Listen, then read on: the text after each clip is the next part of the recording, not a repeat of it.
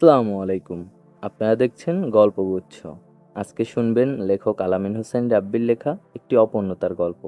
গল্পের নাম অপরূপা। তো আর কথা না বাড়িয়ে শুরু করা যাক। মেঘ আচ্ছন্ন আকাশ, গুড়ি গুড়ি বৃষ্টি। বৃষ্টির ফোঁটাগুলো যেন এক একটা শান্তির নিঃশ্বাস। হঠাৎ করেই বৃষ্টি থেমে হালকা মিষ্টি রোদ উঠল। আমি হাঁটছিলাম ক্যাম্পাসের ছোট্ট রাস্তায়। হঠাৎ করেই পিছন থেকে কারো কণ্ঠস্বর ভেসে এলো কানে। অসম্ভব সুন্দর ছিল সেই কণ্ঠস্বর। না চাইতেও পিছনে তাকালাম। তাকাতেই আমার মনের ভেতরটা যেন কেঁপে উঠল। মনে হলো এ কোনো এক ভূমিকম্প। শরীরের লোমগুলো যেন কাটার মতো দাঁড়িয়ে গেল। হার্টবিট অনেকটা বেড়ে গেল।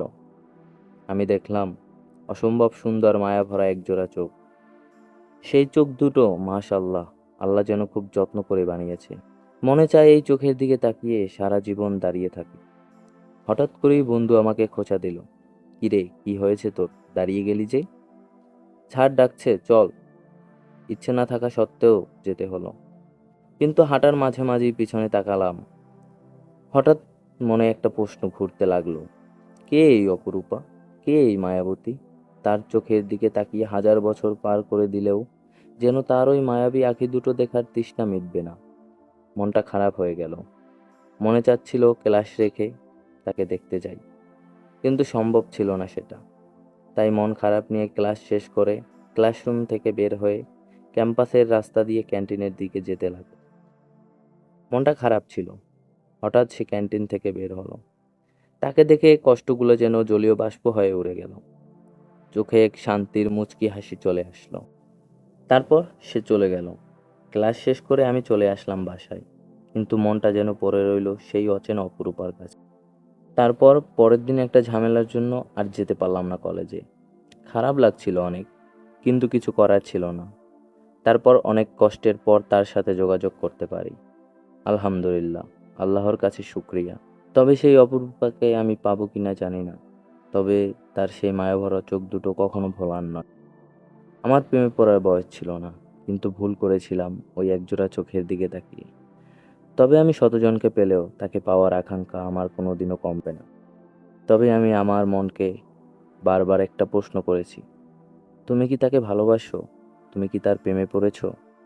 নাকি এটা মিছে আবেগ ছিল? আমি কোনো উত্তর পাইনি। তবে কি বলে নিজেকে সান্ত্বনা দিব? সে কি আমার অসমাপ্ত গল্পের সমাপ্ত চরিত্র হয়ে থাকবে, নাকি পূর্ণতার হাসি হেসে আমাকে অনুপ্রাণিত করবে আমাদের পূর্ণতার গল্প লিখতে?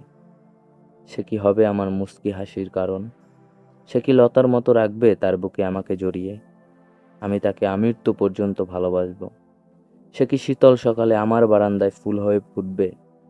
আমি অবাক হয়ে তাকিয়ে থাকবো তার দিকে। তার পাপড়ির উপর থাকবে শিশির। আমি মুগ্ধ হয়ে দেখব তাকে। সে কি চাঁদের মতো আলো ছড়াবে আমার হৃদয়ে? আমি আকাশের দিকে তাকিয়ে তাকে মন ভরে দেখব। তার জ্যোৎস্নার আলোতে নিজেকে শুদ্ধ করিব তার ছায়ায়। এরকম আরো কত কি ভাবতে লাগলাম। অনেকদিন কলেজে যাওয়া হয় না, কিন্তু সে আমার ভাবনা থেকে এক বিন্দুও সরে যায়নি। তাকে দেখার ব্যাকুলতা এতটাই মনের ভিতর ছিল, যেন মনের ভিতর এক বিশাল ঘূর্ণিঝড় চলতেছে। তাকে ছাড়া আমার থাকতে এতটা কষ্ট কেন হচ্ছে? নিজের মনকে প্রশ্ন করলাম, তবে কি আমি তাকে সত্যিই ভালোবেসে ফেলেছি? একথা বলেই যেন মুখের কোণে একটি মুচকি হাসি চলে আসলো। তারপর 2 দিন পর কলেজে গেলাম। দিনটা ছিল রবিবার। আমি কলেজ গেট দিয়ে ঢুকতে না ঢুকতেই চলে আসলো কলেজ বাস। সবাই বাস থেকে নামতে লাগলো, কিন্তু তাকে দেখতে পেলাম না। মনটা খারাপ হয়ে গেল। কিছুক্ষণ পর আমার পিছন থেকে সেই কণ্ঠস্বর শুনতে পেলাম। সেই কণ্ঠস্বর যা সেদিন থেকে আজও আমার কানে বাজে। পিছনে ফিরতেই দেখলাম সেই মায়াবী চোখ। সে এমন এক ফুল মায়াবতী যে ফোটার আগেই তাকে পাওয়ার জন্য বিদ্রোহ করে প্রজাপতি। এই তো সেই ফুল যার সুবাসে বেকুল আমি। তার দিকে এক দৃষ্টিতে তাকিয়ে থাকলাম। সে খেয়াল করলো আর তার বান্ধবীদের নিয়ে হাসাহাসি করতে লাগলো। আমি সব দেখছি, কিন্তু আমার বিন্দু মাত্র লজ্জা কাজ করতেছিল না। সে আমার সামনে দিয়ে যাওয়ার সময় হেসে আমাকে বলল, এভাবে তাকিয়ে থাকলে মানুষ পুলিশে দিবে, জেলে পাঠানো হবে আপনাকে। আমি তাকে বললাম, আমি কয়েকশো বছর বন্দি হতে রাজি, যদি কারাগার হয় তোমার ওই দুটো চোখ। সে কিছুই বলল না, হেসে চলে গেল। আমি অনেকটা খুশি হয়ে গেলাম। অনেকদিন পর তাকে দেখলাম, কথাও বললাম, কিন্তু এতটুকুতে কি আর হয়। এক পর্যায়ে বাধ্য হয়ে বন্ধুকে বললাম। সে হেসে উঠল আর বলল, আমি কলেজের সব মেয়ে তোর জন্য এনে দিতে পারলেও তাকে এনে দিতে পারবো না। আমার অনেক খারাপ লাগলো। তারপরও ওকে অনেক রিকোয়েস্ট করতে লাগলাম। কয়েকদিন এভাবে চলতে লাগলো, কিন্তু কিছুতেই কিছু হচ্ছে না। তারপর আমি নিজেই তাকে ভালোবাসার কথা বলার সিদ্ধান্ত নেই। সেদিনটা ছিল বৃহস্পতিবার। আমি মনে অনেক সাহস নিয়ে গেলাম কলেজে। কিছুক্ষণ পর কলেজ বাস আসলো। নীল রঙের শাড়ি পরা একজন বাস থেকে নামলো। এই তো আমার সেই অপরূপা। দেখে মনে হচ্ছিল যেন হালকা সাদা মেঘের মধ্যে এক টুকরো আকাশ। তাকে দেখে হৃৎপিণ্ডটা এত জোরে জোরে শব্দ করতে লাগলো, সেই শব্দ আমি স্পষ্টই শুনতে পাচ্ছিলাম। অতঃপর সে আমার সামনে দিয়ে যাওয়ার সময় আমি তাকে ডাকলাম। সে দাঁড়ালো, এমনভাবে দাঁড়ালো মনে হলো সে আমার জন্যই সেজে এসেছে। আমি মনে স্বস্তি পেলাম। তাকে কলেজের পুকুর পাড়ে আসতে বললাম। আমি সেখানে তার জন্য অপেক্ষা করতে লাগলাম। কিছুক্ষণ পর সে আসলো। বুক ভরা সাহস নিয়ে তার সামনে গেলাম। তার সামনে যাওয়ার পর আমার সাহস যেন এক নিমিষেই অদ্ভুত এক ভয়ে পরিণত হলো। মনে ভয় থাকা সত্ত্বেও তাকে মনের সব কথা বলতে লাগলো। আসলে সিংহের মতো গর্জন করা পুরুষও তার ভালোবাসার মানুষটির কাছে বিড়াল হয়ে যায়। এটাই বাস্তব। আমি তাকে বলছিলাম, তাকে আমি মরুভূমির মধ্যে তৃষ্ণার্ত অবস্থায় এক ফোঁটা পানির মতো ভালোবাসি।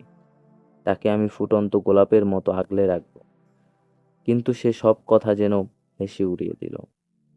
আর সে চুপ করে কিছু না বলে চলে গেল। আমি দাঁড়িয়ে রইলাম সেই জায়গায়। কিছুক্ষণ পর চলে আসলাম বাসায়। ক্লাস আর করলাম না। আর ভাবতে লাগলাম, সে কি তার বিশালতার মাঝে আমাকে একটু ঠাঁই দিবে, নাকি মাঝ সমুদ্রে ফেলে ডুবে ডুবে মরতে দেখে হাসবে আপন মনে, নাকি ভালোবাসা দিয়ে একসাথে এই ছোট্ট জীবনটা পার করে দিবে আমার সাথে। এসব ভাবতে ভাবতে দিন পার হয়ে গেল।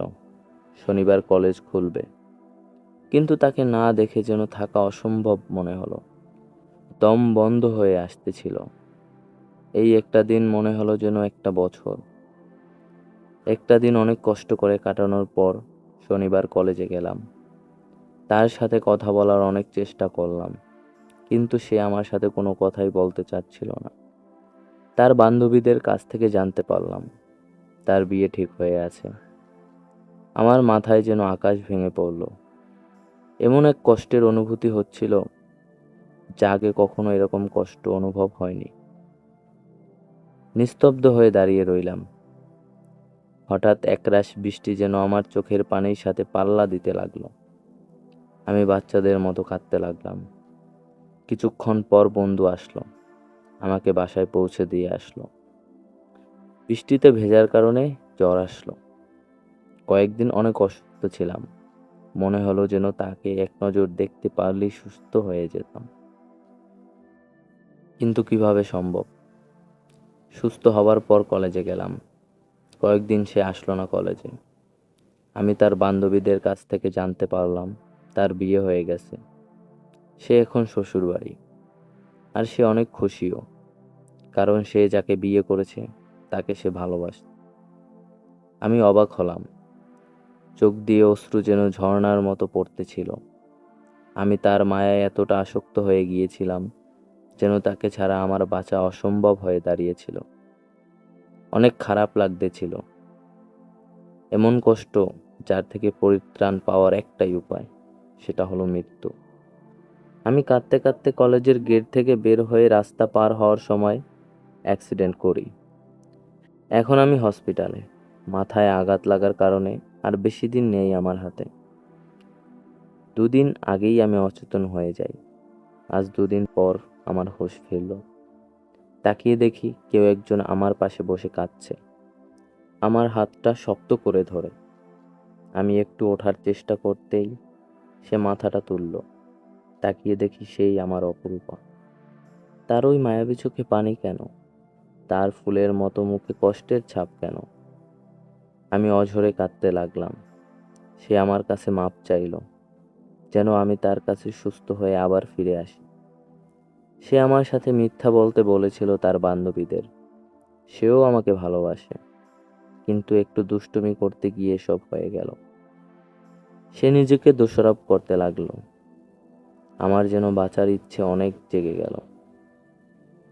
আমি তাকে বললাম, আমি হয়তো আর বেশিক্ষণ তোমাকে বিরক্ত করতে পারবো না। আমার মৃত্যুর আগ পর্যন্ত তুমি আমার হাতটা ছেড়ে দিও না। সে কিছুই বলল না, কেঁদেই চলল। আমি লেখকের সেই অপরূপা। তার মৃত্যুর পর তার বন্ধু আমাকে তার ডায়েরিটা দেয়। ভাবলাম, তার এই অপূর্ণ গল্পটা আমিই পূর্ণ করে দেই। তারপর সে হুঁশ হারিয়ে ফেলে, আর সেটাই হয়তো তার শেষ নিঃশ্বাস ছিল। আমি শেষ নিঃশ্বাস পর্যন্ত তার হাতটা ধরে রেখেছিলাম। হয়তো সেদিন এই কাজটা না করলে আমাদের গল্পটা আজ পরিপূর্ণ হয়ে যেত। তবে কি দোষটা আমারই ছিল? আজ তার মৃত্যুবার্ষিকী, আমি বিয়ে করিনি।